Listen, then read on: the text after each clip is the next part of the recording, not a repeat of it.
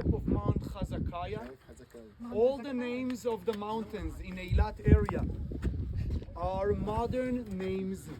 The connection of the names started with Professor Nelson Glick. When Nelson Glick arrived to Elat and started his research at a biblical tale of Tel El Khalifa, known as the biblical history of Elat, Nelson Glick said, I found Elat of Solomon the king.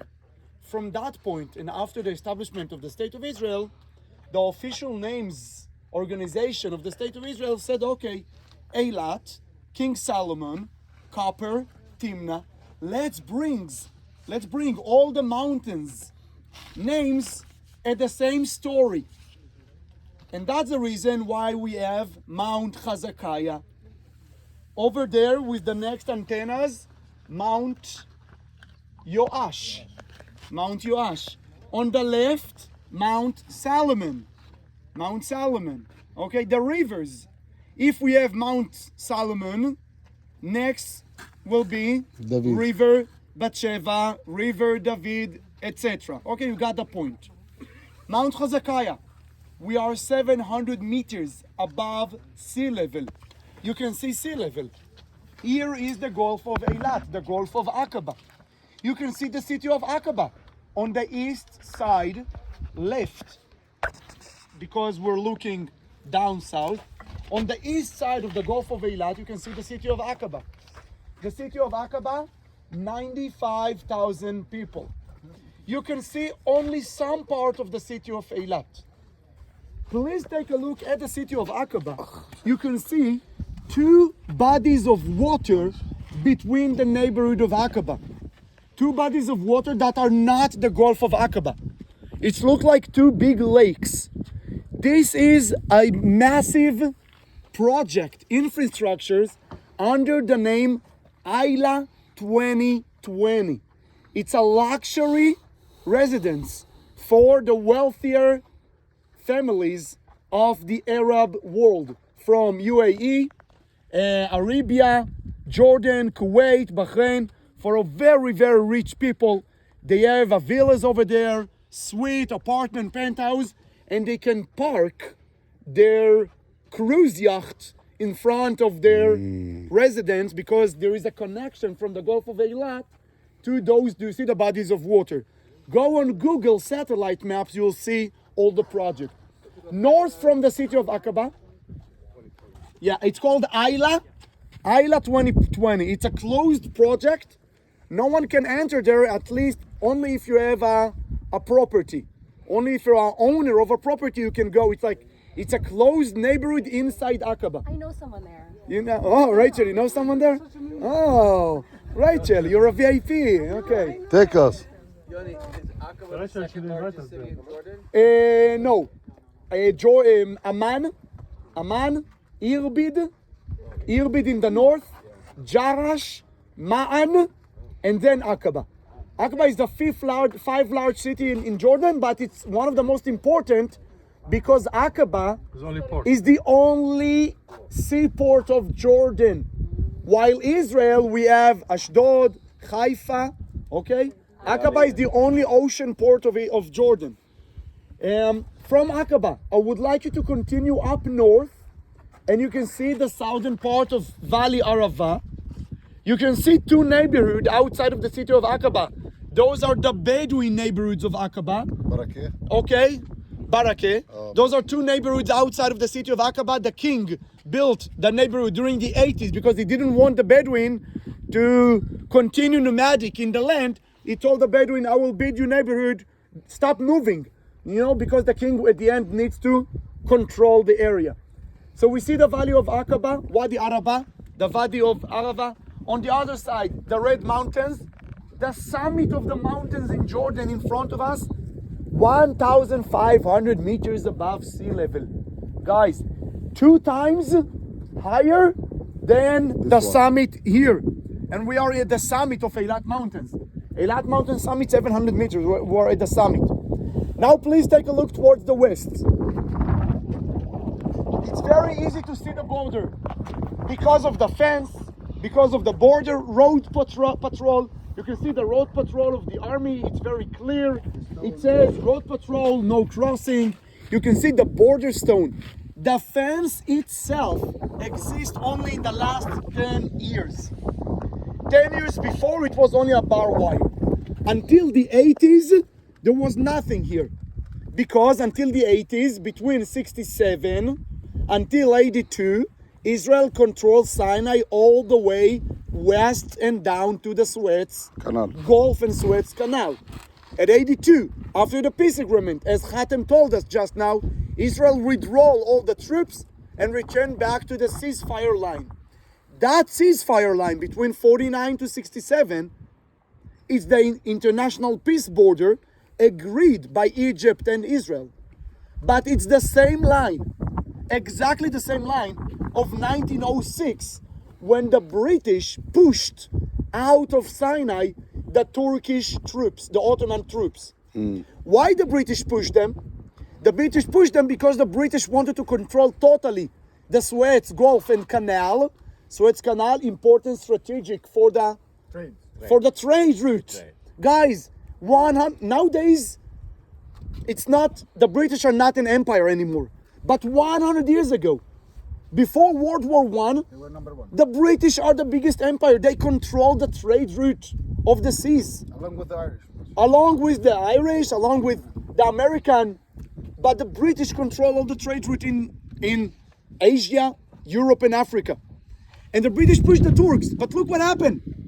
One local Turk commander, Rushdie Pecha, the Pecha of the southern district of Beersheba and Elat. It was not Elat, of Aqaba. He succeeded. Instead of the border of the British and the Turks will go that direction, all the way to Aqaba, and the Turks will have no access at all to the sea.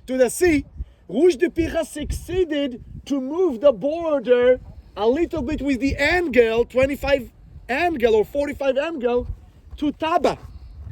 And because of that, the Turks between 1906 until 1917, 1918, World War I, they still had an access to the ocean.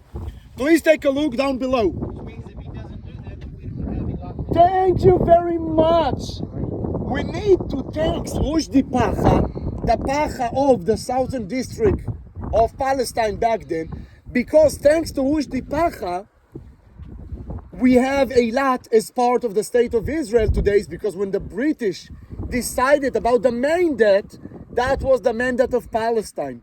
Otherwise, the mandate of Palestine will be finished over there at Aqaba and not include all that part of Elat and Elat mountains. What more?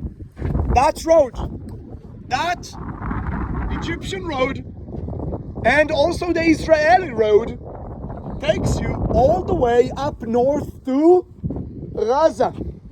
That road is Darb Raza or to Rafiach, doesn't matter, okay?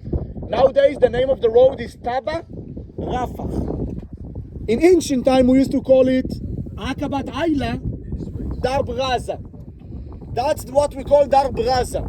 Today the name of the road is Taba Rafah, but it's Darb Raza, the same road. So people, when they're coming from Gaza, they're passing this road, but they're going to Egypt? People are not going, no. When people are going from Gaza to Egypt, if they're going, if they get the ability, they're going from Rafah border directly to Arish, El Almain, Arish. Suez, El Arish, El Almain, Suez, Cairo.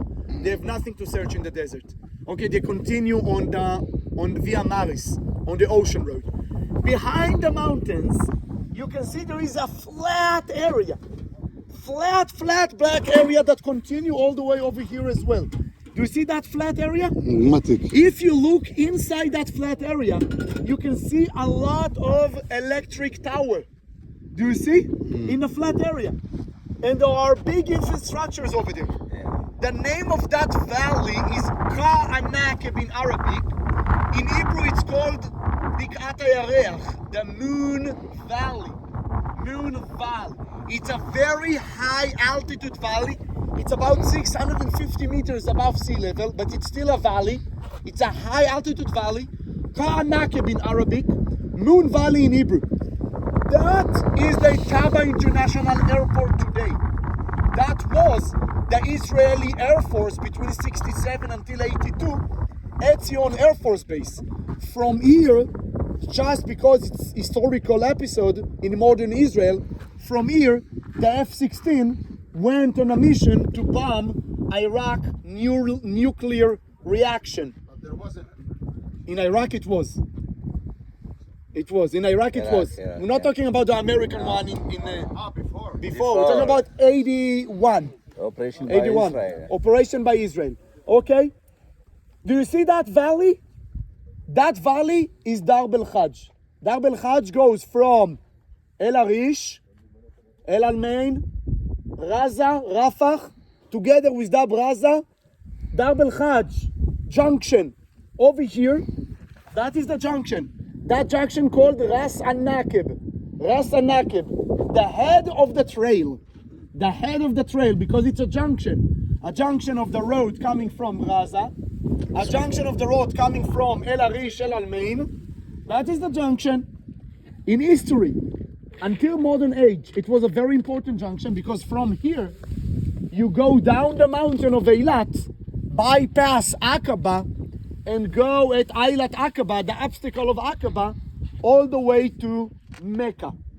So we're looking at the ancient pilgrimage road from the southern ocean big cities, Rafah, Raza, Asdod, Ashkelon, El Arish, Suez, El Almain, to go to Mecca, pilgrimage to Mecca, through the desert.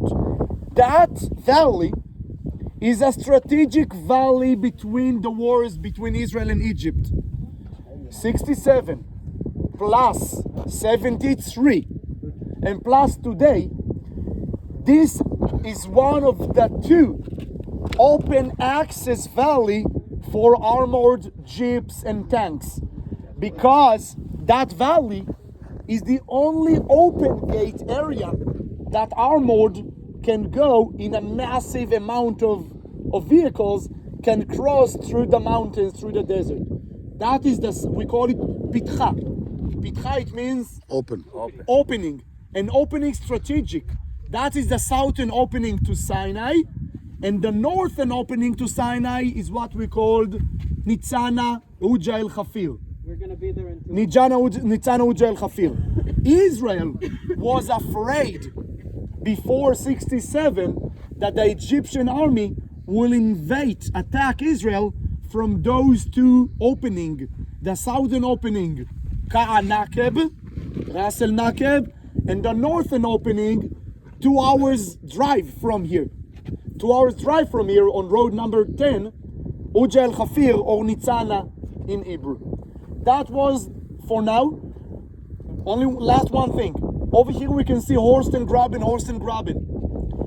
White, yellowish mountain, Graben. Left, black, red mountain, Horst. Another Graben, another Horst. Graben, Horst. As well over here.